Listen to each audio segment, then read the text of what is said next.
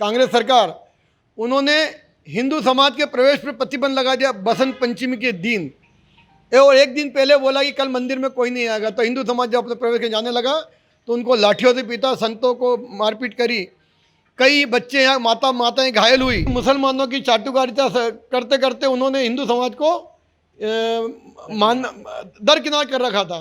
तो हिंदू समाज ने उस दिन चेतावनी दी कि 15 दिन के अंदर हिंदू समाज के लिए भोजशाला के दरवाजे खोल दे, नहीं तो हिंदू समाज अपने बाहुबल से इसके लिए संघर्ष करेगा। 1269 में यहाँ पर एक फकीर आया जिसका नाम था कमाल मौलाना, जिसकी अवैध मजार बाहर बनी हुई है। अवैध इसलिए कह रहा हूँ कि उनकी मृत्यु अहमदाबाद में हुई है और वहाँ उनकी मजार आज भी बनी हुई है। उनकी देहांत 1310 में हुई है। उनके मरने के बाद 16वीं शताब्दी में दिलावर का गोरी का शासन था, वो वहाँ से ईंट लाकर उन्होंने अपने देव स्थानों को ध्वस्त कर उनके नाम की अवैध मजारें बनाई। भोजशाला में जब बसंत पंचमी शुक्रवार आता है तो हमको 12 बजे लाठियों से पीट के बाहर निकाल दिया जाता है। तो उनके लिए भोजशाला पूरी धोई जाती है, नमाज पढ़ाई जाती है। तो हम कहते हैं साहब ठीक है, अगर हमारा मंदिर उनको नमाज के लिए दे रहे हो तो हम बसंत पंचमी किसी मस्जिद में मना लेते हैं। जब भोजशाला सरकार बदली, कांग्रेस सरकार गई और भाजपा, तो हमने नारे लगाए थे खुश होकर के कि डंडे वही रहेंगे, पुट्ठे बदल जाएंगे। लेकिन जब हमारा अनुभव हुआ तो पुट्ठे तो वही थे, डंडे और मोटे हो गए। अभी योगी इस तरह के लोगों की आवश्यकता है मध्य प्रदेश को भी, तब जाकर हम भोजशाला को पूर्ण गौरव के स्थान के प्राप्त कर सकते हैं। कृष्ण जन्म स्थान के ऊपर मस्जिद बनी हुई है। क्यों? कि कृष्ण को मानने वाले जब वहाँ आएंगे तो उनके माथे पर उसकी मस्जिद बनी हुई है। काशी विश्वनाथ, तीनों जगह को अपमानित क्यों किया गया? कि राम कृष्ण शिव ये 3 नाम ऐसे थे जिन्हें पूरे सनातन धर्म को मजबूती से बंद रखा था। नमस्कार, स्वागत है आपका डू पॉलिटिक्स में। मेरा नाम है संजय। मध्य प्रदेश की अयोध्या यानी कि धार, मध्य प्रदेश का धार जिला लंबे समय से काशी, मथुरा और अयोध्या की तरह ही संघर्ष का गवाह रहा है। संघर्ष है यहाँ माँ सरस्वती के मंदिर भोजशाला के लिए, जो हजारों वर्षों से बेड़ियों में जकड़ा हुआ है। राजा भोज ने 1000 ईस्वी के पश्चात इस मंदिर की स्थापना की थी, जिसे बाद में मुगल आक्रमणकारियों द्वारा ध्वस्त करने का पूरा प्रयास किया गया। माँ सरस्वती की प्रतिमा निकाल कर बाहर फेंक दी गई, जिसे बाद में कुछ हिंदू सेनापतियों द्वारा ज़मीन के भीतर छिपा दिया गया। बहुत बाद में, अतीत में, ये मूर्ति ज़मीन के भीतर से निकली और उसको एक अंग्रेज़ गवर्नर ब्रिटिश संग्रहालय ले गया। फिलहाल हम भोजशाला मंदिर के अंदर खड़े हैं, जिसको लेकर मुस्लिम समाज दावा करता है कि यह मंदिर है। यहाँ पर हर शुक्रवार को मुस्लिम समाज के लोग आकर के नमाज़ पढ़ते हैं और मंगलवार को यहाँ पर हिंदू समाज के लोग हनुमान चालीसा और माँ भगवती जो सरस्वती, जो कि यहाँ वाग्देवी के रूप में मौजूद हैं, उनकी पूजा अर्चना करता है। मस्जिद में नमाज़ पढ़ने को लेकर हिंदू समाज लंबे समय से विरोध दर्ज कराता रहा है। हाल फिलहाल जब कभी भी बसंत पंचमी शुक्रवार को पड़ती है तो शहर में कर्फ्यू जैसे हालात होते हैं। हिंदू समाज अब इस मामले को लेकर इंदौर हाई कोर्ट गया है, जहां पर नमाज को बंद करने और मंदिर को पूरी तरह हिंदू समाज को सौंपने की याचिका दायर की गई है, जिसे कोर्ट ने स्वीकार कर लिया है। यहाँ की मुख्य लड़ाई जिन 4-5 लोगों ने शुरू की थी, उनमें से एक है गोपाल शर्मा। अपना परिवार त्याग कर पूरा का पूरा समय वो मंदिर को देते हैं, इस आंदोलन को देते हैं। ये अग्नि जो उन्होंने जलाई है ये प्रज्वलित रहे, इसका प्रयास करते हैं। फिलहाल धार शहर के भोजशाला मंदिर को मुक्त कराने के लिए एक तपस्वी, एक संत, एक क्रांतिकारी लंबे समय से संघर्षशील हैं। अपना पूरा जीवन उन्होंने इस मंदिर को मुक्त कराने के लिए समर्पित कर दिया है। इतना लंबा संघर्ष, अखंड संघर्ष बिना तप के संभव नहीं है और उनके संघर्ष का गवाह है ठीक सामने ये माँ सरस्वती अखंड संकल्प ज्योति, जो लंबे समय से चल रही है। फिलहाल हमारे पास गोपाल शर्मा हैं। वैसे सबसे पहले तो जानना चाहेंगे कि ये जो अखंड ज्योति जल रही है, ये कब से जल रही है और क्या है संकल्प इसको लेकर के? इसको यहाँ स्थापित करने का उद्देश्य यही है कि जो राजा भोज ने यहाँ वाग्देवी की स्थापना 1034 में की थी, क्योंकि माँ सरस्वती का रूप है, वो मेहर में शारदा शक्तिपीठ वही माँ सरस्वती का रूप है। तो धार के हिंदू समाज ने एक संकल्प लिया कि चूँकि हिंदू समाज का भोजशाला में प्रवेश प्रतिबंधित था, तो हिंदू समाज बगैर, और वहाँ पर प्रतिमा भी नहीं है, तो निराकार की पूजा कैसे करें। तो हिंदू समाज यहाँ से संकलित होकर यहाँ से 60 कार्यकर्ता मेहर गए और वहाँ से यह जोत जलाकर अखंड निरंतर चलते हुए एक दूसरे को देते हुए यहाँ 7 दिन में 14 फरवरी 2004 को वहाँ से जो जलाई थी, जो 20 फरवरी 2004 को यहाँ का स्थापित की है। और ये हिंदू समाज का संकल्प है कि जिस दिन प्रतिमा अंदर जाएगी आएगी लंदन से मुक्त होकर, उस दिन ये जोत अंदर स्थापित होगी। इतना लंबा संघर्ष, आपने परिवार की ओर भी ध्यान नहीं दिया। प्रति मंगलवार मंदिर में हनुमान चालीसा का आयोजन होता है या भजन पूजन जो भी होता है, कोई आए या ना आए, आप यहाँ जरूर मौजूद होते हैं। एक झोला ही आपकी पहचान है। कैसे मुमकिन हुआ, ये प्रेरणा कहाँ से मिली? क्योंकि हमारे पिताजी भी संघ के स्वयंसेवक रहे हैं और परिवार में बचपन से ही त्याग क्या होता है। हमारे एक पिताजी के छोटे भाई भी उन्होंने संन्यास लिया है और बरबोधन उनका आश्रम में कहते हैं उन्हें भी आसपास के 10 गांवों को पूर्ण हिंदू किया। और आज वो उन्होंने सन्यासी जीवन जीते हुए शरीर को छोड़ चुके हैं। लेकिन परिवार में कहीं ना कहीं मैंने अपने परिवार के बड़ों से ये सीखा है। और पिताजी का भी ऐसी इच्छा थी कि मेरे 4 पुत्र हैं तो एक कोई ना कोई समाज का काम करना चाहिए। तो बचपन से ही घर में इस प्रकार का वातावरण था और मन में जब भोजशाला आता था तो ऐसा लगता था कि कहीं ना कहीं हमारे भोजशाला मंदिर के अंदर ये विधर्मी नमाज पढ़ते और हमारे हिंदुओं को पूजा करने नहीं दिया जाता है। ये पीड़ा थी। ऐसे समय में उत्तम जी का यहाँ उद्बोधन हुआ, उन्होंने हमको दिशा दी। उस वक्त हम पे ऊर्जा थी लेकिन हमको पता नहीं था कि हमको करना क्या है भोजशाला में जाके। उन्होंने कहा कि हमारे मंदिर में विधर्मी आके नमाज पढ़ते और तुमको यहाँ का ऐसा कोई हिंदू नहीं जिसकी भुजा में यहाँ पर अंदर जाके हनुमान चालीसा पढ़ सके। और हमने सबने, मेरे और अपने साथियों ने यह संकल्प लिया कि अब हमको यहाँ पर अपने मंदिर के अंदर सत्याग्रह चालू करना पड़ेगा। और उसका रूप हमने हनुमान चालीसा के रूप में प्रारंभ किया। वो 4 फरवरी 1992 का दिन था जब हमने ये सत्याग्रह प्रारंभ किया। तब से ये अखंड सत्याग्रह आज जब हमने कुछ लोगों के बीच में चालू किया था, आज सैकड़ों और हजारों की संख्या में, लाखों की संख्या में आकर यहाँ सत्याग्रहियों ने अपने संकल्प को दोहराया है। तो ऐसा ही 2002 में बसंत पंचमी का दिन था और हिंदू समाज को जब अपनी माँ के मंदिर में जन्मदिन मनाने के लिए जा रहे थे, साधु संत थे, माताएं थी, बच्चे सब जा रहे थे। उस वक्त यहाँ पर जो भी तथाकथित सरकार थी, कांग्रेस सरकार, उन्होंने हिंदू समाज के प्रवेश पर प्रतिबंध लगा दिया बसंत पंचमी के दिन। और एक दिन पहले बोला कि कल मंदिर में कोई नहीं आएगा। तो हिंदू समाज जब अपने प्रवेश के जाने लगा तो उनको लाठियों से पीटा, संतों को मारपीट करी, कई बच्चे यहाँ माताएं घायल हुई। तब हिंदू समाज ने संकल्प लिया कि अब हिंदू समाज, चूँकि हम संख्या में कम है इसलिए हमारे साथ ये जाति हुई है शायद, तो अब हमको जिले भर से हिंदू समाज को आह्वान करना पड़ेगा। और भी साल भर हमने इस प्रकार जो ये माँ विराजमान देख रहे हैं, राजा भोज ने जो वाग्देवी की प्रतिमा का दिव्य सपने देखा था, उस जो दिव्य सपने में देखकर उसकी कृति को यहाँ स्थापित किया था। जिस रूप में सरस्वती की उन्होंने ध्यान किया था, उसकी प्रतिमा उन्होंने बनवाई थी जो भोजशाला में स्थापित की थी। हमने 108 प्रतिमाएं बनवा कर, मतलब समिति ने 108 प्रतिमाएं बनाकर पूरे जिले भर में इसकी रथ यात्रा निकला कर गाँव में इनका स्थापना कर सत्याग्रह प्रारंभ किया। क्योंकि भोजशाला में हिंदू समाज का प्रवेश बंद था, तो हमने नीचे समाज के बीच में गए कि देखिए आप लोग आइए, नहीं तो हिंदू समाज के साथ जो जाति हो रही है, आज अयोध्या मथुरा काशी के लिए हमको लड़ना पड़ रहा है। उस समय की बात थी। आज भोजशाला में, हमारे मंदिर में भी आज हम अपने मंदिर में हम पूजा नहीं कर पा रहे हैं। अगर आज भोजशाला चली गई तो हो सकता है कल आप अपने घर में पूजा नहीं कर पाएंगे। इस प्रकार समाज का जागरण करके हमने हिंदू समाज का जागरण किया। और फिर अगले वर्ष, मतलब 3 फरवरी 2003 को बसंत पंचमी पर यहाँ पर 1.5 लाख से अधिक पूरे जिले भर का हिंदू समाज संकल्पित होकर आया। और उन्होंने प्रशासन को कहा कि भैया हिंदू समाज है, अपने माँ की आराधना, नित्य आराधना करना चाहता है, हिंदू समाज में प्रवेश खोले। पर प्रशासन की हठधर्मिता थी, क्योंकि मुसलमानों की चाटुकारिता करते करते उन्होंने हिंदू समाज को दरकिनार कर रखा था। तो हिंदू समाज ने उस दिन चेतावनी दी कि 15 दिन के अंदर हिंदू समाज के लिए भोजशाला के दरवाजे खोल दे, नहीं तो हिंदू समाज अपने बाहुबल से इसके लिए संघर्ष करेगा।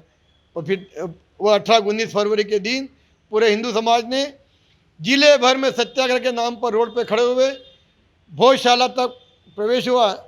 इस पूरे आंदोलन में हमारे 3 कार्यकर्ता शहीद हुए। लगभग 72 कार्यकर्ताओं के ऊपर 302 और 1800 लोगों पर आगजनी, लूटपाट, इनकी धाराओं में प्रतिबंधित किया गया है। जो 1305 में अलाउद्दीन खिलजी ने भोजशाला पर आक्रमण कर हिंदू समाज के पूजन और पाठन में प्रतिबंध, मंदिर की मर्यादा को समाप्त कर दिया था, वह पूजन बंद हो चुका था। 1305 के बाद 8 अप्रैल 2003 को यह अधिकार मिला हमको कि हम भोजशाला में बैठकर सत्याग्रह कर पा रहे हैं। मूर्ति है एक, प्रधानमंत्री जी लाए थे नटराज की वापस, वाग देवी की मूर्ति लाने का कुछ प्रयास अभी तक नहीं किया गया है, ब्रिटिश संग्रहालय में रखी हुई है।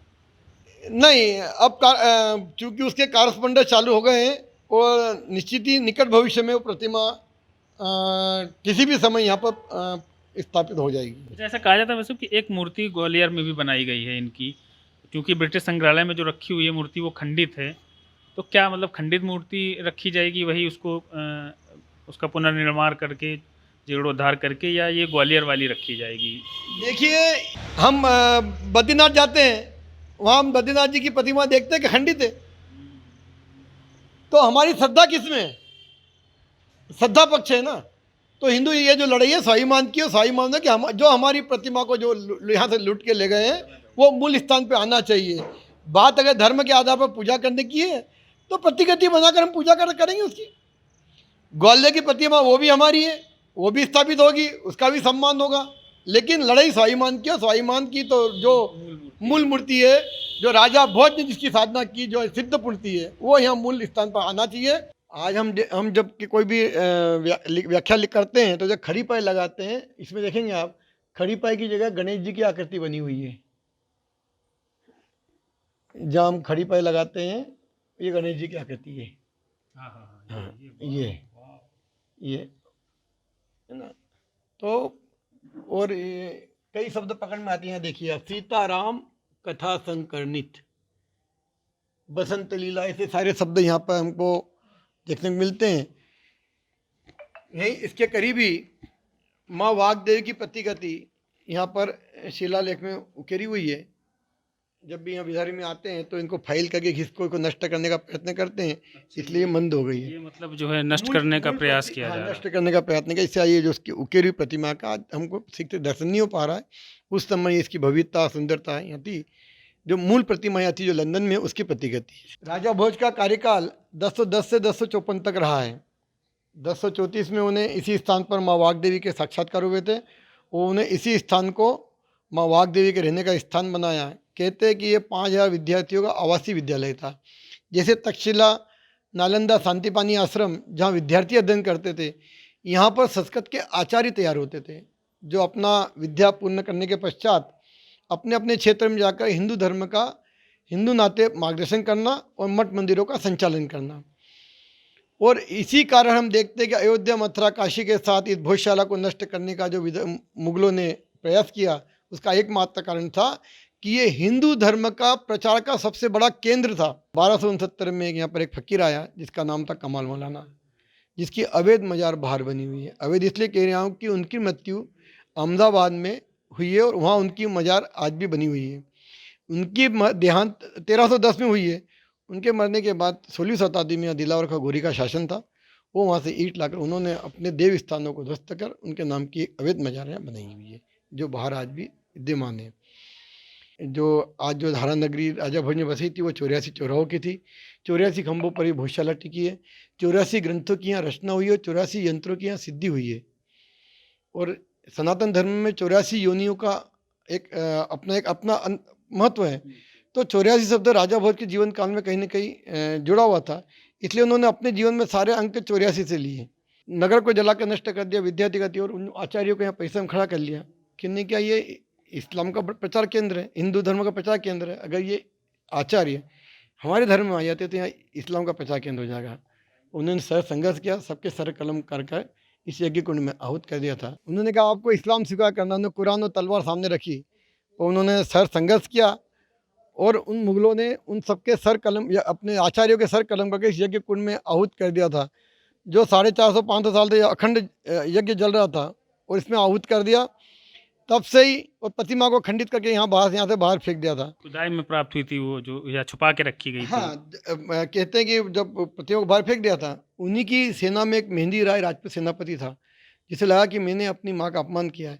तो उसने आसपास के क्षत्रियों को इकट्ठा कर, वनवासी क्षेत्र को इकट्ठा कर अपनी सेना में विद्रोह किया। वो प्रतिमा को जो बाहर पैरों में रखी हुई थी उसे सम्मान यहाँ से उठा करके पश्चिम की ओर गया, लेकिन जाते जाते कुछ दूरी पर गए, मुगलों ने उनको घेर कर उनकी हत्या कर दी। पर मरने से पहले उन्होंने उस जमीन प्रतिमा को जमीन में दबा दिया था। तो कालांतर में जब अंग्रेज आए, उन्होंने उसकी भव्यता को जाना, उस प्रतिमा को वहाँ से निकाल करके, और 1902 में ये प्रतिमा यहाँ से गई है। मुस्लिम समाज ने मंदिर में घुसपैठ का प्रयास कब से शुरू किया, नमाज पढ़ने का प्रयास कब से शुरू किया इन्होंने? 1935 में यहाँ के जो राजा थे उनको कोई गंभीर बीमारी हो गई थी, तो सभी समाजों ने उनके लिए प्रार्थनाएं मंदिरों में प्रारंभ की। तो मुसलमानों ने भी उनसे, उस वक्त नारकर दीवान यहाँ के होलसेल चार्जर थे, क्योंकि राजा अल्पायु में अनाथ हो गए थे, तो उन्होंने कहा हम भी राजा के लिए हम दुआ करना चाहते हैं। तो बोले करो। तो बोले वहाँ पर स्थान नहीं है, तो क्या हम अंदर बैठ के कर सकते हैं? तो उन्होंने क्या, कर लो, यहाँ चारा भरा रहता था, उन्होंने करना। पूजा पाठ बंद हो चुकी थी यहाँ। हाँ, पूजा पाठ थी नहीं, क्योंकि बीच में मुगल काल और ये सब शासन था, कांग्रेस स्थित थे, तो उनको ये स्थान दिया, तो उन्होंने उसको नियमित नमाज का आरंभ किया। लेकिन उसमें हिंदू महासभा आर्य समाज के लोगों ने उस नमाज का विरोध किया, और उनका जब भी यहाँ नमाज पढ़ने आते थे लाठियों से पीटना उनको प्रारंभ किया। तो ये विवाद 35 से लेकर 42 तक चलता रहा। 1935 से 1942 तक। 42 में जो राजा बाल्यकाल में अनाथ हो गए, तो वो युवा हुए, राजगद्दी उनके हाथ में ही, तो उन्होंने इस विवाद को समाप्त करने के लिए इनको एक बख्तावर मार्ग पर आज भी रहमत मस्जिद बनी हुई है, वो रहमत मस्जिद बना के दे दी। पर कालांतर में सेकुलर सरकार, जो कांग्रेस सरकार थी, उस शासन काल में 77 और 80 के बीच में कहीं नमाज प्रारंभ हुई वापस, क्योंकि हिंदू समाज ने आना बंद कर दिया था। मटन मार्केट इस प्रकार की स्थिति कर दी थी कि मंदिर को पूरा घेर लिया था, हिंदू समाज इधर आना पसंद ही नहीं करता था। और देश आज़ाद हुआ तो हिंदू समाज पूरा सो गया, उन्होंने कहा हमारा काम हो गया, पूरा आज़ादी मिल गई हमको। लेकिन फिर चूँकि 52 में फिर जो हमारे पूर्वज थे, उन्होंने भोजोत्सव समिति का गठन करके बसंत पंचमी मनाना प्रारंभ कर दिया था। बसंत पंचमी दिन आते थे और बाहर मैदान में करते थे, क्योंकि उस वक्त ताकत नहीं थी। एंकानो तो फिर हमने इसको सत्याग्रह में लिया बांडों से, और आज ये सत्याग्रह के माध्यम से आज हम ये कह सकते हैं कि जो समाज जागरण का काम था वो 100% हम कर चुके हैं। अब केवल यहाँ माँ की प्रतिमा आना बाकी है, उसके लिए भी कोर्ट में जो हमारी मांगे थी उसको लेकर पिटीशन दायर हो गई है।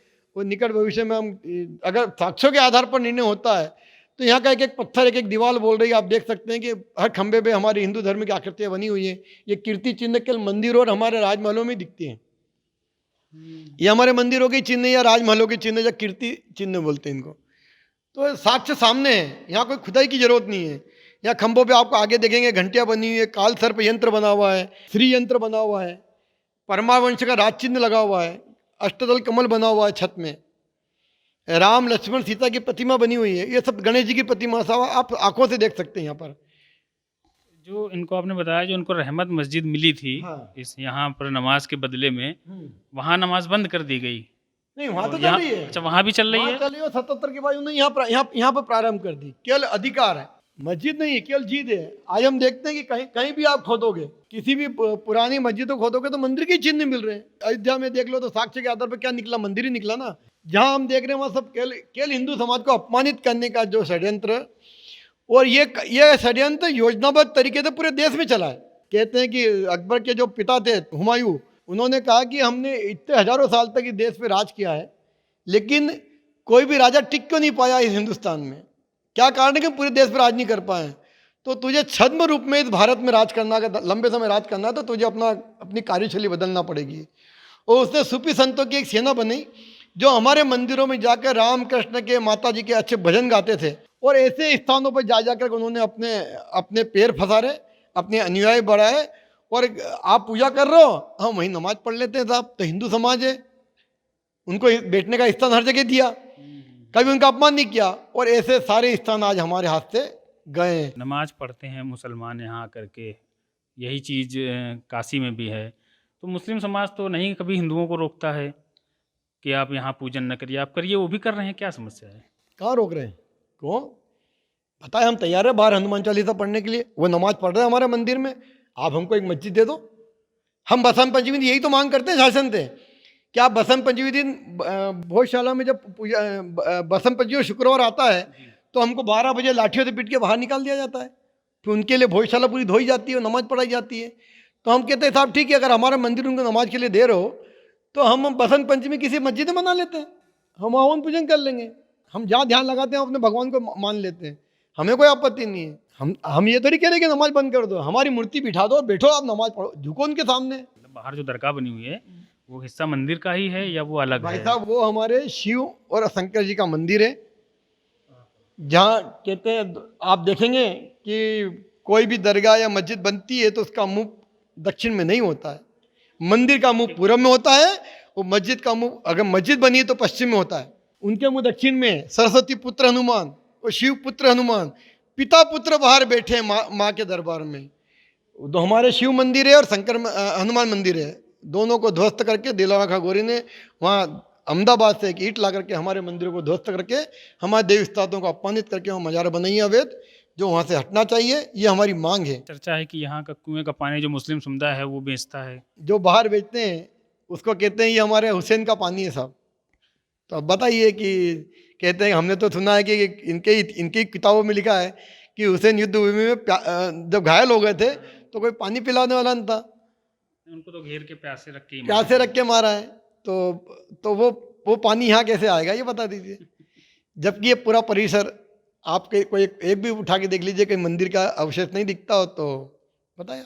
ये देखिए जो 84 यंत्र बने हुए थे उसमें 2 यंत्र यहाँ बचे हुए हैं। ये देखिए नाग नागिन का जोड़ा है, तो जब नाग नागिन का जोड़ा 1000 वर्ष का हो जाता है वो मणि के लिए सिद्धि करता है, वो मणि सिद्धि यंत्र है। ये सिद्धि यंत्र है। ये दोनों एक दूसरे से पूरक बंधे हुए देखिए आप, ये वो सारा यंत्र लिखे हुए, मंत्र लिखे हुए एक एक शब्द में। कहते हैं कि माँ जो वाग्देवी विराजमान थी वह इस स्थान पर थी, और ये जो पीछे का चक्र देख रहे हैं इस कद की प्रतिमा, आदम कद प्रतिमा यहाँ विराजमान थी, जो 19 जब अलाउद्दीन खिलजी ने आक्रमण किया था प्रतिमा को यहाँ से अपमानित करके बाहर फेंक दिया था, वो 1902 में जो लंदन संग्रहालय में आज भी अपनी मुक्ति का इंतजार कर रही है। परमावंश का राज चिन्ह यहाँ पर है, जो महाकाल की छत पर भी बना हुआ है, वहाँ पर अब चांदी की पत्रा लगा दिया है, वही चिन्ह यहाँ पर है। मंदिर का ये गर्भगृह देखिए, सभा मंडप जहाँ पर अष्टदल कमल बना हुआ है, ये केवल मंदिर का ही प्रमाण है, इसको कोई झुटला सकता है क्या? अगर ये आपको कहीं से मस्जिद दिख रही है, मस्जिद में अष्टदल कमल नहीं होता, मंदिर में होता है, वही आज का नहीं है, 1034 का बना हुआ है। ये जो देख रहे हैं ये भोजशाला का हिस्सा नहीं है, ये मुगल काल में मुगल शासक ने अपने बैठने का स्थान बनाया था। ये तो पत्थर ही अलग है। हाँ नहीं, ये पत्थर जो शिलालेख बताया ना मैंने आपको, ये हमारे शिलालेख की प्राकृत भाषा है। अच्छा हाँ ठीक है, काला पत्थर है। काला पत्थर जो शिलालेखों के, मैंने 17 शिलालेखों को उल्लेख किया, वो शिलालेखों अपने ही शिलालेख को पलट करके इन्होंने ये बनाया है, बना अपमान करने के लिए। और वो मुगल काल में मुगल बेगम बैठने का स्थान है। अच्छा हाँ, बेगम बैठी हुई। क्योंकि राजा भोज वास्तुकला के बहुत बड़े ज्ञाता थे, और उन्होंने आज हम जो घरों में वायु से बजने वाली घंटियाँ लगाते वास्तु दोष दूर करने के लिए, उसी प्रकार हम देखते हैं। हाँ अच्छा, तो आज उस समय भी दिशा के हिसाब से ये घंटियाँ लगी हुई है खंभों में, वास्तु के हिसाब से आप देखेंगे। हिंदू धर्म का चिन्ह है ये। अब ये साक्षात प्रमाण है, उसके बाद भी अगर कोई कहे कि मस्जिद है तो कैसे मान लिया जाए? तो मुस्लिम समाज का दावा है कि ये मस्जिद है। हाँ बोलते हैं कि मस्जिद, उनकी जीत है कि मस्जिद है। मस्जिद जैसा क्या है यहाँ? ये देखिए शंख बने हुए खंभों में, शंख है, घंटियाँ हैं, राम हनुमान गणपति जी ये सब है। उसके बाद भी अब यहाँ कोई खुदे की जरूरत नहीं है, ये तो साक्षात दिख रहा है कि मंदिर है। जैसे हमने बताया पहले सेकुलर सरकारें थी, जैसे दिग्विजय सिंह के समय में मुस्लिम समुदाय को यहाँ नमाज़ पढ़ने की इजाज़त मिली थी। अभी तो यहाँ भाजपा की सरकार है, हिंदू समर्थक सरकार मानी जाती है, शिवराज सिंह मुख्यमंत्री हैं लगातार, तो क्या सहयोग मिलता है? क्योंकि जो है खबरें कि उनके समय में भी बड़ा जुल्म हुआ, तो जलियांबाग बनने जा रहा था शिवराज सिंह चौहान के समय में। कैसा क्या फ़र्क देखते हैं जो कमलनाथ सरकार थी और जो शिवराज सिंह चौहान की सरकार है? दिग्विजय सिंह की सरकार हो चाहे शिवराज की सरकार हो, सरकार होती है। नमाज कैसे हो उसकी चिंता थी उनको। आंदोलन सत्याग्रह के लिए कुछ नहीं बदला। यही शिवराज सिंह जी जब भोजशाला प्रतिबंध लगा हुआ था 21 मार्च 2003 को, केंद्र के जब सांसद थे तो प्रतिनिधिमंडल में अहलूवालिया जी, नरेंद्र सिंह जी तोमर और शिवराज सिंह जी, ये तीनों प्रतिनिधिमंडल ग्रुप में आए थे, जिनकी रिपोर्ट पर भोजशाला के ताले खुले थे। जब उन्होंने भोजशाला का अवलोकन किया था और बाहर पत्रकारों ने जब उनसे पूछा कि आपको क्या लगता है कि मंदिर है, तो उन्होंने बाहर खड़े हुए कहा था कि अंधा भी देख के कह सकता है कि ये मंदिर है। लेकिन हमें जब नीचा देखना पड़ता है कि 17 साल के उनके मुख्यमंत्री साल का चौथी पारी खेल रहे हैं, लेकिन इस मंदिर के दर्शन करने आज तक नहीं आए हैं। कांग्रेस सरकार में तो हमको केवल आंदोलन कार्यकारियों को केवल पीटा जाता था और छोड़ दिया जाता था। ये पीटते नहीं थे, उठा के जेल में पकड़ के जेल में कर देते थे। लेकिन भारतीय जनता इस सरकार में बसंत पंचमी शुक्रवार आता था तो यही पीट पीट के हिंदू समाज को लाठियों से पीट के बाहर खदेड़ा जाता था और नमाज पढ़ाई जाती थी। तो नमाज तो दोनों दोनों कराते हैं सब अभी। लेकिन भारतीय जनता पार्टी में कुछ ऐसे लोग भी हैं, योगी और मोदी सरी के लोग। अभी योगी सरी के लोगों की आवश्यकता है मध्य प्रदेश को भी, तब जाकर हम भोजशाला को पूर्ण गौरव के स्थान के प्राप्त कर सकते हैं। योगी जी को 5 साल में मंदिर दिख गया तो अयोध्या, मथुरा, काशी तीनों निपट गए। लेकिन 17 साल में जिस भोजशाला के नाम पर मध्य प्रदेश की सरकार बनी थी 2002 में स्थायी, जहाँ इस क्षेत्र में खाता नहीं खुलता था पार्टी का, वहाँ 11 की 11 सीटें इस भोजशाला आंदोलन से दी इस क्षेत्र ने। निमाड़, मालवा, प्रभा, इस पूरा आंदोलन, इस आंदोलन के माध्यम से भारतीय जनता पार्टी की सरकार बनी थी। इनके जो चुनाव का मैनिफेस्टो बना था उसके अंदर भोजशाला आंदोलन का जिक्र किया था कि हम भोजशाला की मूर्ति ला के देंगे। लेकिन 17 साल में न तो वो जैसी की तैसी है, यहाँ तक कि भोजशाला के आसपास जो अतिक्रमण जो मध्य प्रदेश सरकार के हाथ में है, मूर्ति लाना चलो केंद्र के हाथ में होगा, लेकिन जो अतिक्रमण है, ये लक्कड़ पीट है, ये तो प्रदेश सरकार के हाथ में है ना, हटा सकती थी। लेकिन 1 इंच भी नहीं 17 साल में भोजशाला के आंदोलन के लिए हुआ है। केवल राजनीतिक धोखा है ये। केवल अपनी सरकार, अपनी सत्ता को चलाने का सरकार बनाने का माध्यम जरूर भोजशाला बनी, लेकिन भोजशाला के नाम पे कोई काम हुआ ऐसा मुझे नहीं है। उम्मीदें हैं कुछ? उम्मीदें होती तो कोर्ट क्यों जाना पड़ता है। अब जब 17 साल तक हम सोचते थे कि अब सरकार बदली है, तो हम नारे लगाते थे कि डंडे वही रहेंगे, पुट्ठे बदल जाएंगे। जब भोजशाला सरकार बदली, कांग्रेस सरकार गई और भाजपा आई, तो हमने नारे लगाए थे खुश होकर के कि डंडे वही रहेंगे, पुट्ठे बदल जाएंगे। लेकिन जब हमारा अनुभव हुआ तो पुट्ठे तो वही थे, डंडे और मोटे हो गए। समझे ना आप, पुट्ठे तो वही थे पर डंडे और मोटे हो गए। हिंदुओं का जो हाल उस समय था वही उससे इनके ज्यादा समय। डंडे मोटे हो गए ना। तो ये स्थिति है, हमारे लिए कुछ नहीं बदला। सरकार शायद जनता के लिए बदली होगी, इस भोजशाला के लिए सरकार नहीं बदली। अगर अभी भी समय है, मेरा शिवराज सिंह से आग्रह है कि अभी भी समय है, इस भोजशाला के लिए जाते जाते माँ के लिए कोई अच्छा काम कर जाओ, तो आप भी योगी सरी की पूजा जाओगे। विकास किसके लिए करोगे? जब हिंदू समाज ही अपमानित हो जाए तो विकास किसके लिए? अच्छा, आप लोगों धर्म ने सुरक्षित नहीं तो विकास के कोई मायने नहीं है साहब। आप विकास के नाम पे कितनी भी सरकार बना लो, पर धर्म सुरक्षित नहीं तो विकास का क्या मायने है? कुछ भी नहीं है। यहाँ का जो स्थानीय मुस्लिम समाज है, जो मुस्लिम प्रतिनिधि मंडल है, उन्होंने कभी समझौता करके मामले को हल करने का प्रयास नहीं किया उन्होंने या आप लोगों ने? उनके बीच में भी कुछ तथाकथित नेता हैं जो उनका दुरुपयोग करते हैं। जब उनको ही पता है कि उनके कुरान के हिसाब से जहाँ पर यज्ञ हो सकता है, जहाँ महिलाएं प्रवेश कर जाती है, वहाँ तो कुरान के हिसाब से भी नमाज कबूल नहीं होती है। होती है क्या? तो यह तो साक्षात माँ का एक महिला मतलब सरस्वती का मंदिर है। यहाँ यज्ञ होता है, प्रति मंगलवार को सैकड़ों की संख्या में माता बहन दर्शन करने आती है, बसंत पंचमी को हजारों संख्या में आते हैं, जो उनको पता है। लेकिन केवल और केवल जिद है उनकी। जब शुक्रवार को पड़ती है बसंत पंचमी, तो किस तरह का माहौल होता है? प्रशासन का क्या रवैया होता है हिंदुओं के प्रति, मुस्लिमों के प्रति? किसी तरह भेदभाव होता है, उनको ज़्यादा वरीयता दी जाती है? जैसे ही नमाज का समय होता है, हिंदू समाज को यहाँ से लाठियों से पीट के जैसे भी ताकत के बल पर यहाँ से खाली कराया जाता है और उनको ससम्मान ला करके। तो यही हिंदू समाज का आक्रोश है कि हम 4 साल में एक बार हमारा जन्मदिन नहीं मना पा रहे हैं। और उनकी ऐसी क्या भैया कि यही नमाज पढ़ना है? जब तुम बाकी दिनों में अपनी मस्जिदों में पढ़ते हो, जब तुम प्लेटफॉर्म पर रेलवे स्टेशन पढ़ सकते हो, बस स्टैंड में बैठ के पढ़ सकते हो, किसी बगीचे में बैठ के पढ़ सकते हो, तो ज़रूरी नहीं कि आपकी नमाज यहीं कबूल होगी। तो केवल और केवल जिद है, केवल हमारी माँ के जन्मदिन को बिगाड़ने का षड्यंत्र चलता है। और आम मुसलमान नहीं चाहता था, इसके पीछे जो षड्यंत्रकारी लोग रहते हैं, जो राजनेता लेते हैं, जो अपनी दुकानदारी जमाने के लिए क्या मुसलमानों का आका है, उनको गलत दिशा देते हैं और वो मान लेते हैं। जैसे अयोध्या में मुसलमान सैकड़ों वर्षों तक नमाज करते रहे, उन्होंने कभी भी उस पर पूर्ण कब्जे का दावा नहीं किया कोर्ट के रास्ते में जाकर के। यही हाल काशी में है, जितना उनका है उतने में ही वो दावा रखते हैं। काशी में भी सेम चीज़ थी, जितने में ज्ञान व्यापी मस्जिद है उनकी, उतने में ही वो दावा करते हैं, बाकी में नहीं। लेकिन हिंदू समाज का ये होता जा रहा है कि वो पूरे क्षेत्र पे दावा करने लगा है। अब जैसे वो अगर वो नमाज़ पढ़ रहे हैं यहाँ पर, छोटी सी जगह है, हफ्ते में 1 दिन आते हैं, बाकी मंदिर परिसर तो आपका है, तो क्या समस्या है उनके नमाज़ पढ़ने में आपको? वो तो आपको नहीं रोकते हैं सरस्वती पूजा करने से। उदाहरण के लिए बता रहा हूँ कि आपके घर में 5 कमरे हैं, मैंने उन पे 3 पे कब्जा कर लिया, अब आप कह रहे हो भैया खाली कर दो, तो जो न्यायालय कहेगी साहब ठीक है यार आप ऐसा करो 1 कमरा इनको दे दो। जब उनका है तो ले जाए ना, वो नहीं है तो छोड़ दे। ये बताए कि भोजशाला राजा भोज ने बनी थी कि कमल मौलाना ने बनी थी? राजा भोज ने 10वीं शताब्दी में आए, कमाल मौलाना 13वीं शताब्दी में आए। कमाल मौलाना मस्जिद बोलते हैं इसको। हाँ, तो जो कमाल मौलाना जिनके नाम से कहते हैं कमाल मौलाना मस्जिद है, तो कमाल मौलाना 13वीं शताब्दी में अरब देश से आए, वही देश के भी नहीं थे।